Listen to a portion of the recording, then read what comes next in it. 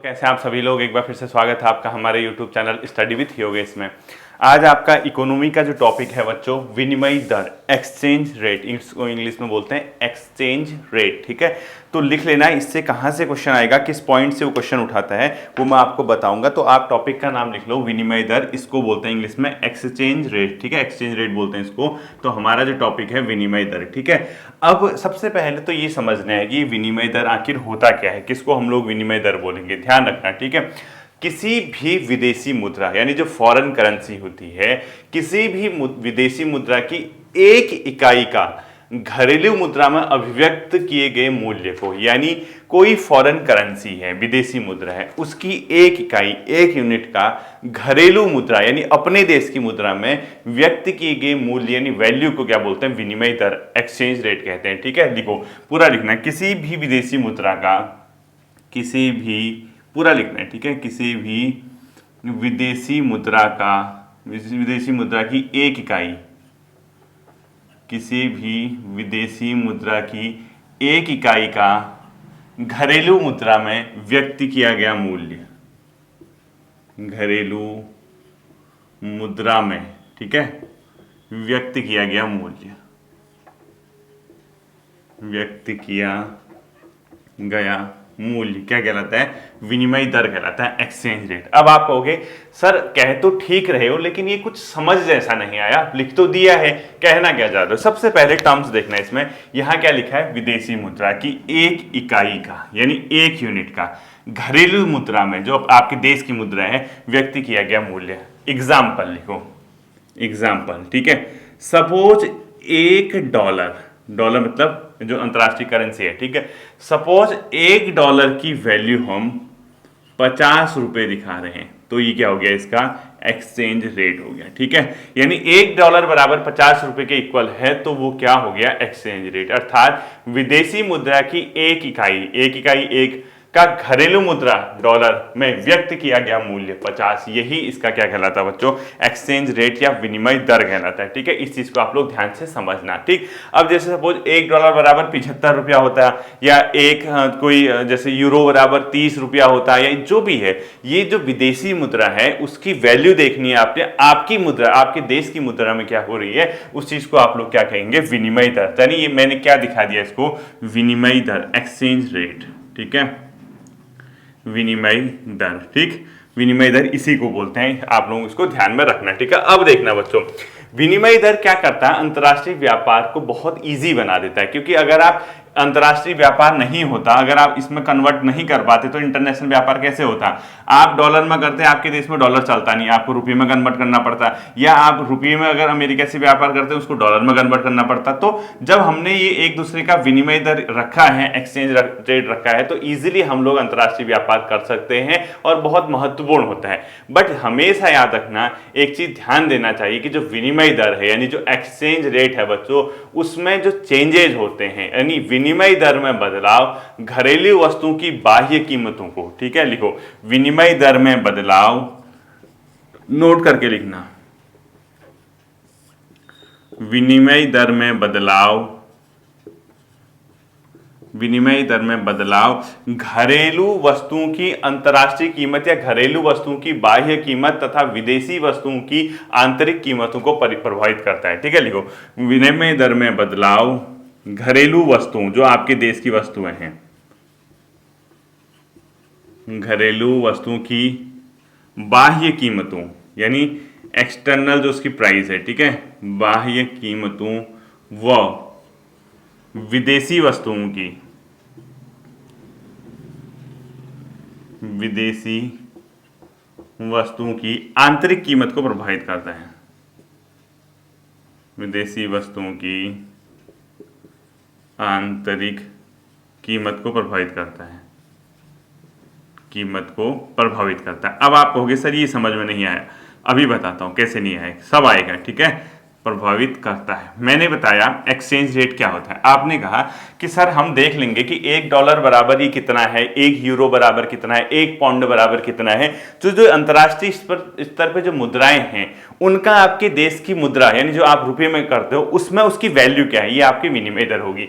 फिर मैंने क्या कहा, विनिमय दर में बदलाव। सपोज, अब देखो, नोट करके लिखो इसको, नोट करके लिख देना है, ठीक है। विनिमय दर में बदलाव, सपोज अभी $1 बराबर 50 है, अब इसमें मैंने बदलाव ले आया, बदलाव, अब मैंने क्या कर दिया, $1 बराबर 100 रुपये कर दिया, बदलाव आ गया। देखो ये समझा रहा हूं, ठीक है। देखो विनिमय दर में बदलाव घरेलू वस्तुओं की बाह्य कीमतों को, आपका घरेलू वस्तु सपोज मार्कर बना हुआ है, दिख रहा है आपको ये मार्कर, इस पे सपोज MRP 50 लिखा है, ठीक है, मैक्सिमम रिटेल प्राइस इसका सपोज ₹50 लिखा है, इसमें कितना लिखा है, ₹50 लिखा है इस पे, ठीक, इस पे, ठीक है, लिखा है। अब देखो पहले की कंडीशन में $1 बराबर 50 रुपया था, अब कोई अंतरराष्ट्रीय व्यापारी अमेरिका का या जहां डॉलर चलता है वो आया आपके पास, उसने कहा भाई मुझे मार्कर चाहिए, इस पे कितना लिखा है, 50 रुपए, तो आपको क्या करना है, उससे 50 रुपए की इक्वल वैल्यू लेनी है ना, तो आपको कितना डॉलर देगा, ध्यान से सुन लो,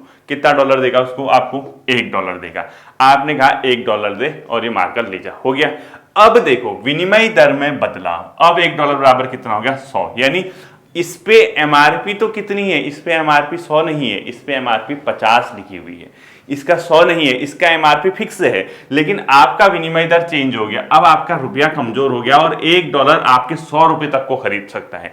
अब ये बताओ उसको जो मार्कर था, जो मार्कर वो 50 रुपए में, 50 रुपए के मार्कर के लिए $1 पेड कर रहा था, अब उसको क्योंकि MRP तो 50 ही है, तो उस मार्कर को लेने में सिर्फ आधा $1 लगेगा, लगेगा नहीं लगेगा आधा $1, क्योंकि अब आपके क्या हो गया, ये जैसे इस पे लिखा तो 50 रुपए है, बट आपका जो मतलब डॉलर के कंपैरिजन में आपका रुपया वो कमजोर पड़ गया, आपको 100 रुपए के बराबर उसकी वैल्यू होगी, यानी डॉलर के कंपैरिजन में रुपया गिर गया, रुपया गिर गया तो इस पे तो 50 ही लिखा है, जहां वो $1 पहले दे रहा था आपको, अब वो आधा $1 देगा, यानी अब वो $1 में 2 मार्कर खरीद के ले जाएगा, 2 मार्कर खरीदेगा तो वो अपने वहां उसका वैल्यू क्या होगी, आपके मार्कर की सस्ती होगी, उसके देश में $2 मतलब $1 में 2 मार्कर मिल रहे हैं, तो देखो बाह्य घरेलू वस्तुओं की बाह्य कीमतों को, देखो बाह्य कीमत प्रभावित होगी, और इसी का एंटी होता है, इसी का उल्टा विदेशी वस्तुओं की आंतरिक कीमत को प्रभावित करता है। ये कैसे करता है, अभी मैं आपको डिवैल्यूएशन और अपना जो अवमूल्यन वगैरह है वो मैं अभी इसी टॉपिक में पढ़ाऊंगा, वहां पे आपकी ये चीजें बहुत स्पष्ट रूप से क्या हो जाएंगी,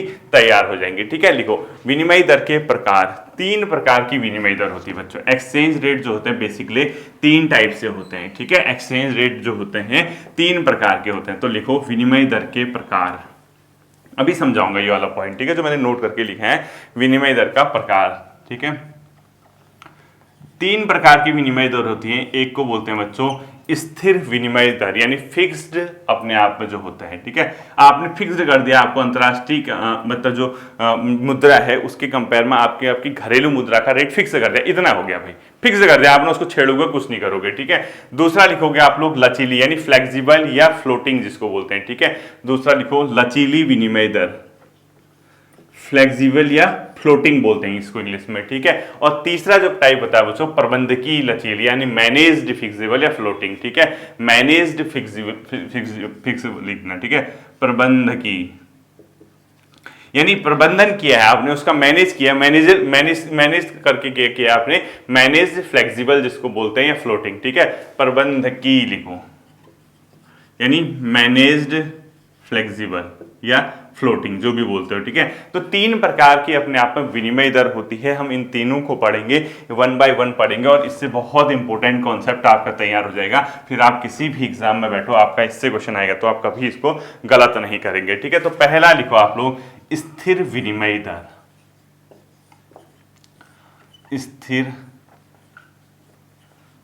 विनिमय दर, ठीक है, यानी स्थिर विनिमय दर का मतलब फिक्स्ड एक्सचेंज रेट, ठीक। इसमें क्या होगा, नाम से ही लग रहा है बच्चों, इसमें क्या होता है, किसी भी देश का जो सेंट्रल बैंक है, जैसे भारत में RBI है, ठीक है, केंद्रीय बैंक द्वारा किसी एक निश्चित स्तर पर विनिमय दर को स्थिर कर दिया जाता है, नाम से ही लग रहा है स्थिर विनिमय दर। इसका पहला पॉइंट लिखो आप ए, या किसी निश्चित दर पर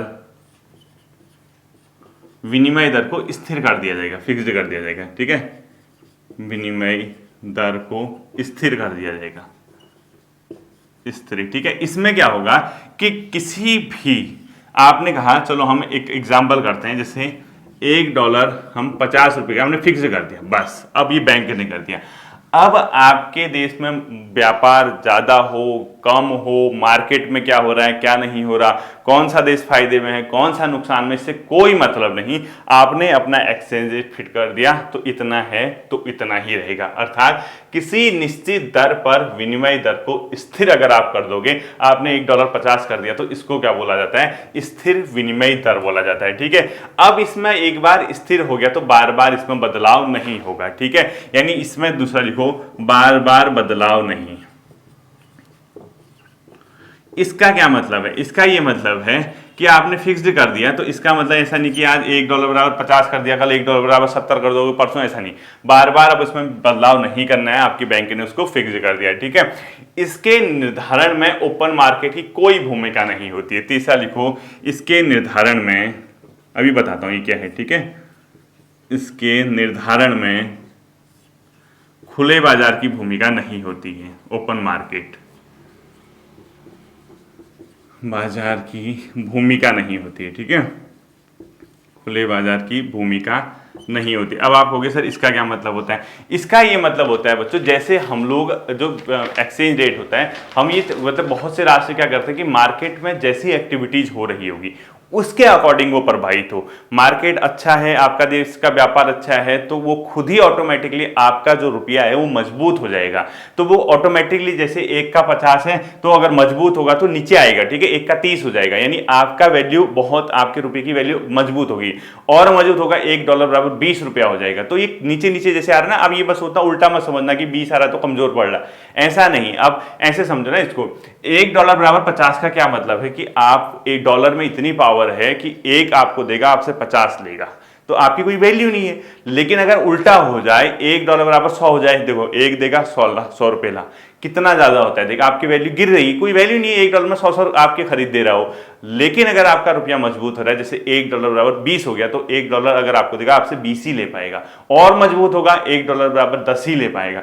और मजबूत होगा तो $1 = 1 रुपया हो जाएगा। सोचो, $1 = 1 रुपया तो खैर कहाँ होता है, आज तो 80 के आसपास चला है, यानी आपके रुपये की वैल्यू बहुत गिर गई है, 80 रुपीज की समथिंग हुआ है, वो मैं आपको समझाऊंगा। ठीक है, इसके निर्धारण में खुले बाजार की भूमिका नहीं होती है, क्योंकि ये पहले फिक्स कर दिया। जबकि खुले बाजार में बहुत सी चीजें होती हैं, आपके रुपये की मांग कैसी है, आपके देश में FDI कितना आ रहा है, आपके रुपये में व्यापार कितना हो रहा है, अंतरराष्ट्रीय स्तर पर आपके रुपये की क्या वैल्यू है, ये सब चीजें ऐसा होता है जो इस चीज को प्रभावित करते हैं। लेकिन आपने फिक्स कर रखा है तो बाहर क्या हो रहा है क्या नहीं हो रहा है इससे कोई मतलब नहीं होता है। ठीक है, अगला लिखो, विदेशी व्यापार और निवेश को स्थिर वातावरण प्राप्त होता है। ठीक है, लिखो इसी में। ठीक है, विदेशी व्यापार प्लस निवेश, इन्वेस्टमेंट, ठीक है, को स्थिर वातावरण, क्योंकि पहले से पता है कि फिक्स्ड है तो आपको टेंशन लेने की जरूरत नहीं है। ठीक है, स्थिर वातावरण, जो निवेश कर रहा है उसको पता है यार कुछ नहीं भी मिलेगा तो इसकी वैल्यू इतनी है तो मुझे इतना मिल ही जाएगा टाइप का। ठीक है, क्योंकि ऊपर नीचे नहीं होना है।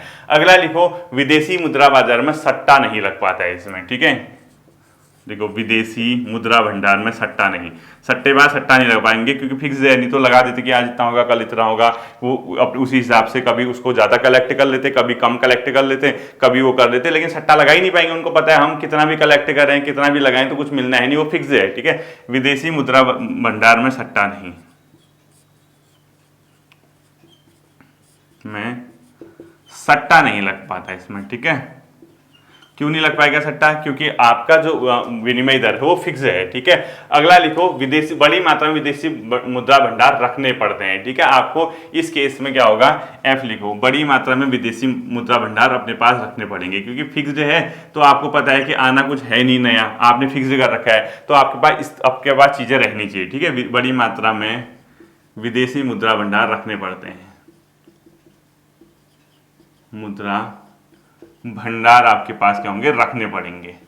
बड़ी मात्रा में विदेशी मुद्रा भंडार आपको क्या करने होते हैं, रखने पड़ते हैं, मतलब बेसिकली। ठीक है, अब देखो बच्चों, इसी से लगता जुलता एक टर्म है, उसको बोलते हैं अवमूल्यन। ठीक है, ये बहुत इंपॉर्टेंट टर्म है, इसको बोलते हैं डिवैल्यूएशन, ये मोस्ट इंपॉर्टेंट है। अवमूल्यन लिखो आप लोग। ठीक है, अवमूल्यन। अब इसके संबंध में जो एग्जाम्पल है तुरंत ढूंढना, कहाँ, इंटरनेट गूगल कर लेना, भारत में पहली बार रुपये का अवमूल्यन कब हुआ, भारत में आज तक रुपये का अवमूल्यन कितनी बार हुआ, ये फैक्ट आप खुद तैयार करोगे, पेपर में तो मैं आपको ये समझाऊंगा कि अवमूल्यन क्या होता है, लेकिन भारत में कितनी बार रुपए का अवमूल्यन हुआ, भारत में पहली बार रुपए का अवमूल्यन कब हुआ, भारत में रुपए का अवमूल्यन से सब क्या होता है क्या नहीं होता वो मैं पढ़ाऊंगा। लेकिन जैसे मेरे ख्याल से 1948-49 के आसपास पहली बार शायद अवमूल्यन हुआ, उसके बाद 91, 92, 93 के आसपास भी कहीं हुआ है, हाल ही में कुछ टाइम पहले और भी हुआ है।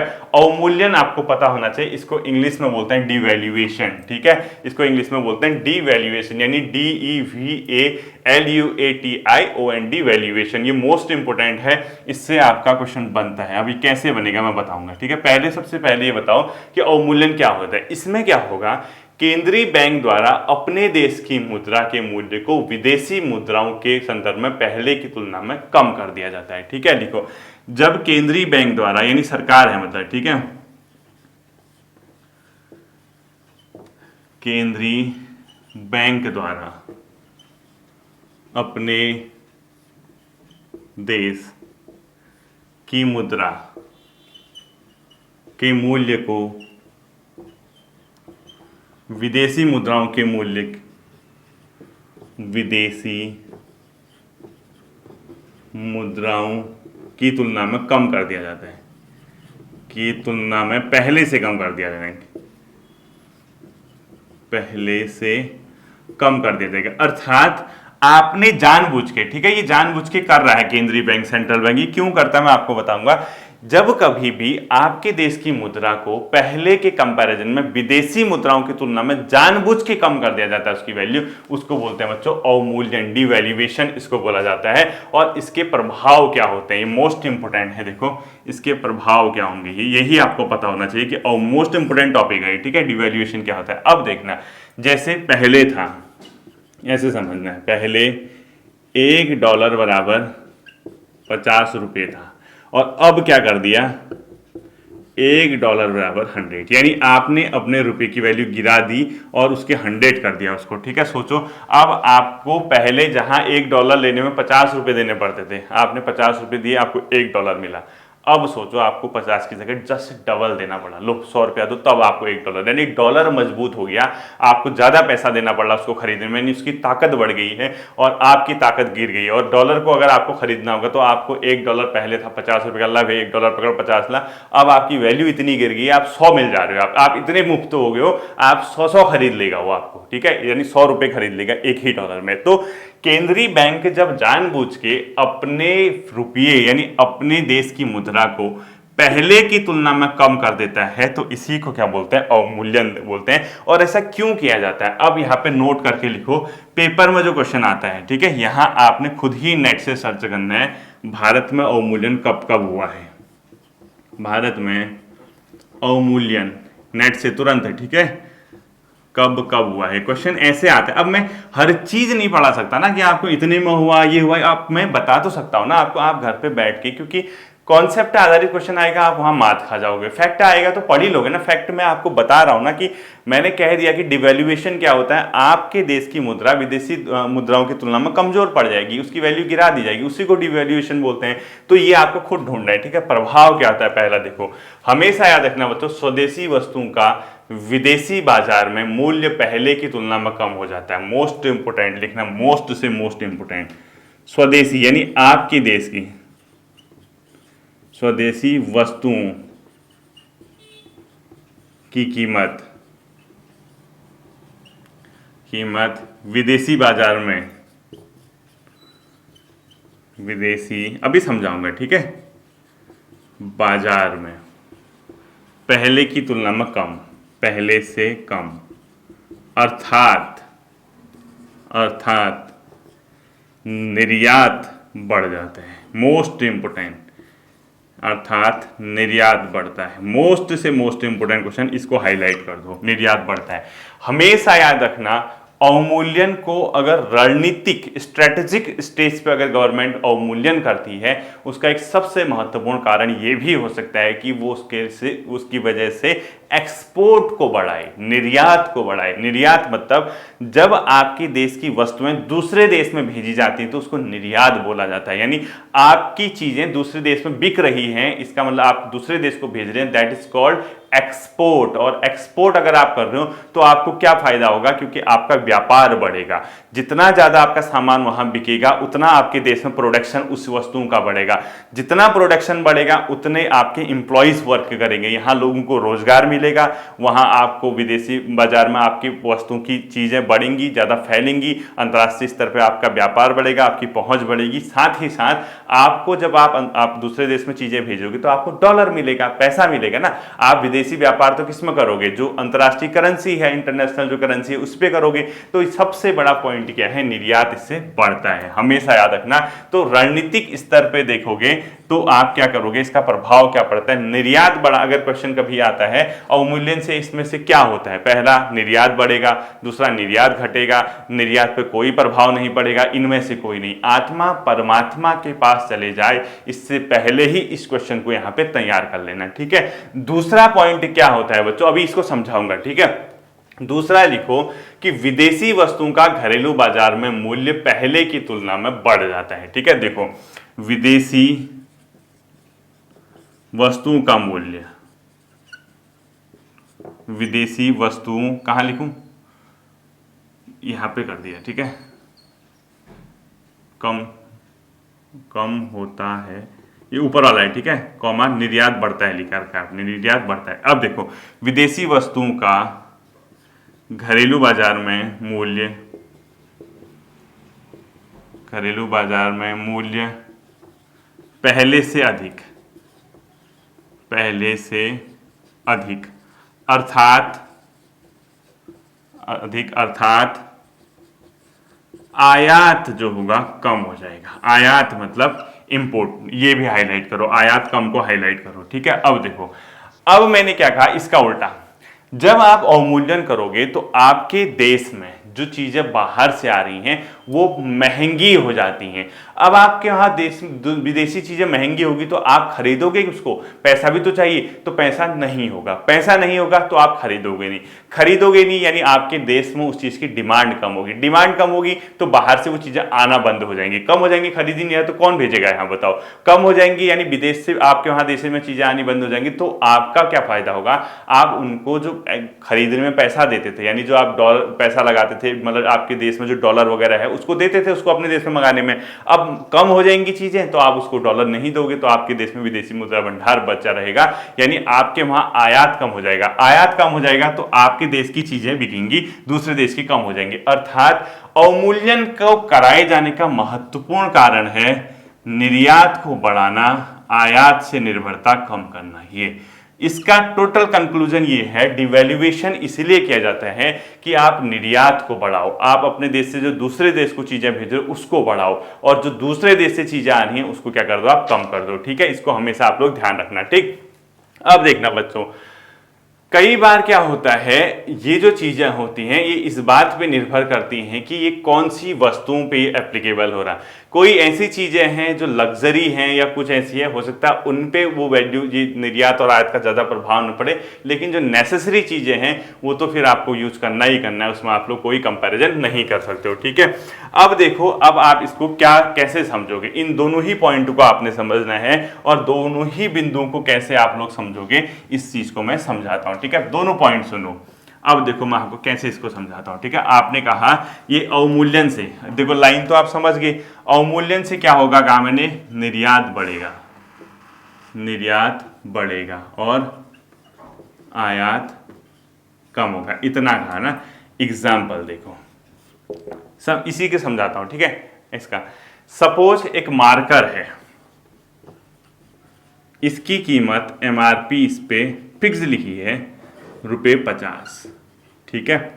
मार्कर कितना है, ₹50 का एक मार्कर है, इस एग्जाम्पल को समझना है, ठीक है। इस पे RS 50 लिखा है, इसको चेंज, ये तो 50 लिखा रहेगा, इससे क्या करना है, इसमें तो 50 रहेगा, इससे कुछ नहीं करना है, ठीक। पहले की कंडीशन में देखो, पहले, ठीक है, पहले क्या था, सपोज $1 बराबर ₹50 था, $1 बराबर ₹50 था। ठीक है, ये अवमूल्यन से पहले था। अब अवमूल्यन नहीं हुआ है, तो अब आप बताओ, अब कोई विदेशी व्यापारी आया आपके पास आया, अब उसने क्या करना है, अपने देश में मार्कर ले जाने आपके देश के। आपने उसने सपोज 10 यूनिट मार्कर की खरीदी, इसके 10 पीस लेके गया हो, किसने, 10 पीस अपने देश में बेचने के लिए 10 पीस लेके गया, क्योंकि एक मार्कर की कीमत कितने रुपए है, ₹50 है, यानी उसने $1, तो 10 की कीमत कितनी हो जाएगी, ₹500। तो 10 यूनिट की कीमत कितनी हो जाएगी, 10 यूनिट मार्कर, 10 यूनिट जो मार्कर हैं इसके लिए उसने कितने रुपए दिए इस केस में, ठीक है, $5 दिए।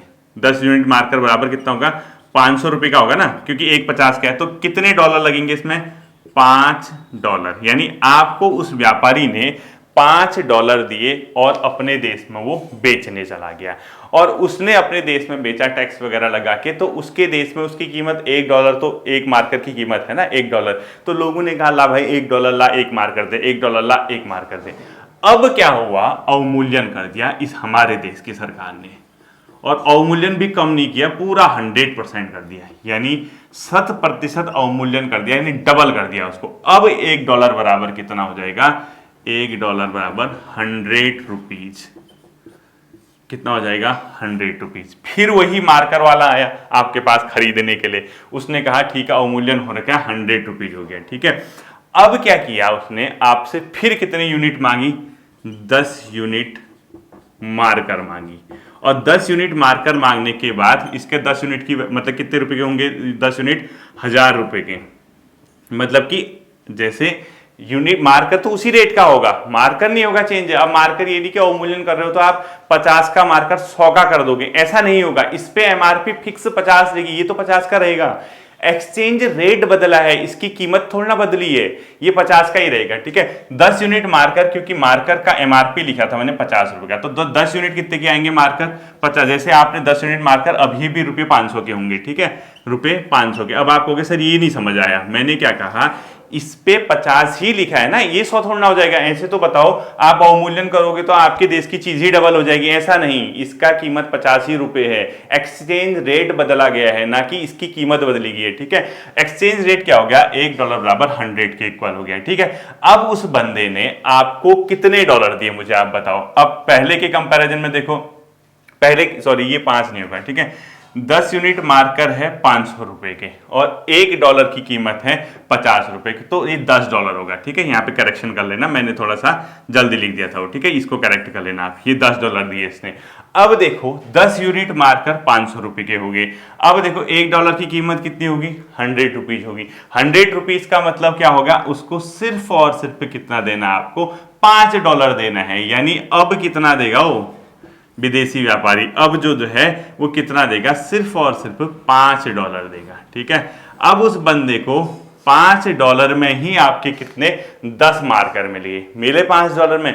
अब वो $5 की जगह उसने कहा यार ये तो बड़ा सस्ता हो रहा है, वो यहाँ से क्या करेगा, ये कहेगा यार हाँ ठीक हो रहा, सस्ता हो रहा, थोड़ा ज़्यादा लेके जाता हूँ। ज़्यादा लेके जाता हूँ का मतलब उसने कहा पहले मैं $10 दे रहा था, मेरे को कितने मिल रहे थे, 10 मिनट, उसने अब बढ़ा दी। उसने भी क्या कहा, भाई ले तू $5 की जगह, तू मैं पहले की कंपेरिजन में $10 के ही मार्कर ले जाता हूँ। तो उसको जो मार्कर होंगे बच्चों $10 में कितने मार्कर मिल जाएंगे, खुद ही सोचो आप। पहले उसको 10 यूनिट मिल रही थी, अब उसी में उसको क्या मिल जाएंगी, डबल 20 यूनिट के इक्वल उसको मार्कर मिल जाएंगे। अब उसने कहा अरे बढ़िया हो रहा है भाई, $10 में ही मैं 20 यूनिट ले आया। अब अपने देश में जाएगा बेचने के लिए, लो भाई सस्ता हो गया है, आधे आधे में ले जाओ। तो यहां से उसके देश में मांग बढ़ जाएगी, लाओ सस्ता हो गया मार्कर करके। तो मार्कर सस्ता हुआ तो उसने अपने देश में ज्यादा सामान लेके गया, ज्यादा सामान लेके गया तो निर्यात क्या कर दिया, बढ़ा दिया, ठीक है। निर्यात जैसे ही बढ़ेगा यानी अपने देश में उसके सामान क्या हो जाएंगे, बढ़ जाएंगे, उसकी कीमत बढ़ जाएगी। इसी का जस्ट एंटी होता है बच्चों, आयात कम हो जाता है। आयात का मतलब आपके देश में जो मंगा रहे हो, निर्यात कम कैसे हुआ ये तो आप समझ गए हो।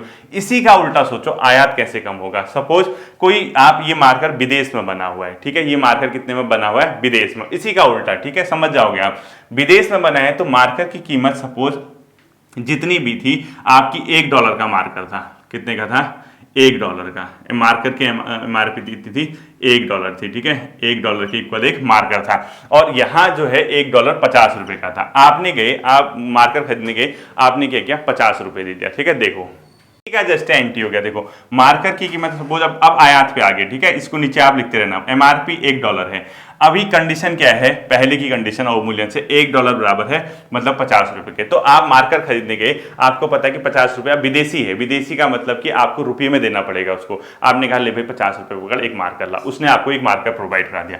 अवमूल्यन जैसे ही हुआ $1 बराबर 100 रुपए हो गए। अब आप जैसे ही 100 रुपए लेके गए, अब आपको पता चल गया अवमूल्यन चला गया, आप मार्केट की कीमत तो $1 है और $1 की कीमत कितनी होगी, 100 रुपए होगी। जो आप पर्स से 50 रुपए में दे रहे थे ना, ले भाई एक मार्कर ला, अब उसके लिए आपको 100 रुपए देने पड़ेंगे, ले 100 रुपए दे। कहां से लाओगे 100 रुपए? तो आपको पता चल गया कि महंगा हो गया, महंगा हो गया, आपने कहा छोड़ना, इसको कौन लेता है। जब उसको छोड़ना कौन लेता है कहागा, तो आप बाहर से चीजें कम मंगाओगे, बाहर से कम मंगाओगे तो आपका आयात घट जाएगा। ठीक है, बेसिकली ये आपको समझना है, इसी का जस्ट उल्टा आयात हो जाता है। मुझे लगता है कि आप समझ गए होंगे, निर्यात बढ़ता है, आयात घटता है, लेकिन ये हर कंडीशन में लागू नहीं होता है। डिपेंड की जाती है कि आयात और निर्यात किए जाने वाले वस्तुओं की प्रकृति क्या है, एक दूसरा इस बात की पूर्ण संभावना है। निर्यात तो बढ़ेगा, लेकिन निर्यात से प्राप्त होने वाली आय उसके कंपैरिजन में बढ़े या ना बढ़े कोई भरोसा नहीं। क्यों? आपने ज्यादा यूनिट बेच दी, ज्यादा यूनिट बेची तो बेची भी तो सस्ती है, सस्ती है तो बताओ, पहले आप जैसे मजबूत था आपका रुपया, आपने कहा $1 बराबर अगर 50 रुपए है, तो आप सोचो आपने 10 बेच दिए, ठीक है, तो आपको कितने मिले $1 में, तो 5-7 जितने भी मिले, 5 वगैरह, तो लेकिन आपको $5 की इनकम हो गई। ठीक है, बट अगर आपने इसको सस्ता करा दिया, सस्ता करा दिया तो आप खुद ही सोचो ना, जब वो नहीं ले जाता है डबल यूनिट, क्या भरोसा उसका, उसने कहा नहीं ले जाता हूं मैं, 7 ही पीस ले जाता हूं, 5 की जगह 7 ही पीस लेके गया या 10 की जगह 12 ही पीस लेके गया, तो इंटू करो, तो पहले $5 मिल रहे थे, अब आपको $3 ही मिलेंगे। तो इस बात की संभावना हमेशा रहेगी कि वस्तु की प्रकृति क्या है, जो आप आयात कर रहे हो या निर्यात कर रहे हो, ये सब डिपेंड करता है वस्तु की प्रकृति पर। ठीक है, तो इसमें एक नोट करके मतलब जो पॉइंट लिखना बच्चों, नोट करके, निर्यात की जाने वाली वस्तुओं की मांग कीमत परिवर्तनों के प्रति अच्छी लोचशील होती है, यानी फ्लेक्सिबल होती है।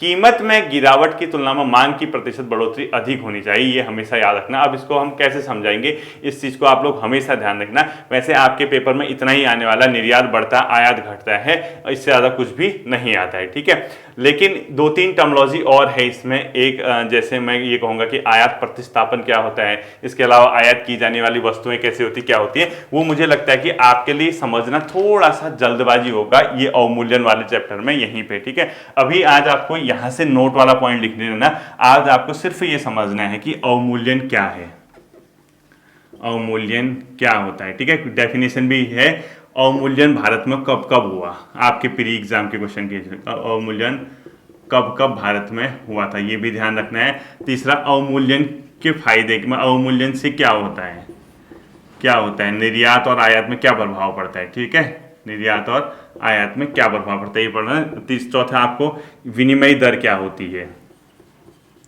विनिमय दर क्या होती है और इसके प्रकार क्या होते हैं। ठीक है, अब ये अवमूल्यन के जो नोट वाले पॉइंट है, हेडिंग डाले रहो, मैं इसको आपको नेक्स्ट क्लास में समझाऊंगा टोटल कंप्लीटली, फिर आपका ये अवमूल्यन वगैरह इजीली आप समझ जाओगे। इसके बाद हम अधिमूल्यन पढ़ेंगे। ठीक है, हम उसमें रुपए की वैल्यू कम करने के बजाय बढ़ा देंगे, उसका क्या प्रभाव पड़ता है वो मैं पढ़ाऊंगा।